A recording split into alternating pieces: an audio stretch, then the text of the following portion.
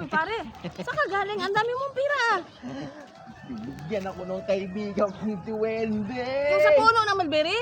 Oo naman, friends kami nun eh. Ano yan? Ay, kalamyas. Nag-iisang bunga lang to dun sa likod ng bahay namin. Ano? Ay, hindi pare. Bago to pupunta ako. Pupunta ha? Pupunta ako. Oh, sige. Baka bibigyan Pero ako. sandali, merong ano yun? Magpapansin ako doon. Merong- Huwag ka na maingay pangi. Madamot ka eh, no? Pag pupunta ako doon, ang dami mo sinasabi eh. Pupunta na ako. Bahala ka nga. Gusto mo, ikaw lang eh. Kaya yung duwende. Takot mo na nga itong kalamyas na to. Kanina pa ko hawak ng hawak eh. Gusto ko, pira ang hawakan ko.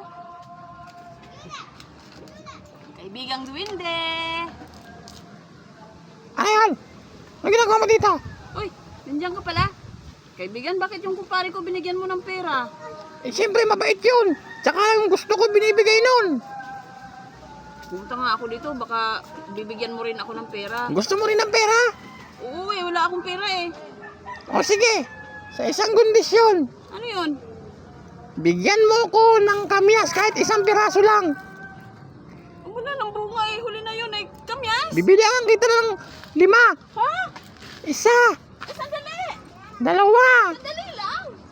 3. 4. Ang hanapin ko pa! 5. Wala na. Wala na. Hindi kita bibigyan ng pera dahil hindi mo binigay ang gusto ko. Ang daya naman eh! Lumayas ka dito. Wala kang pakinabang.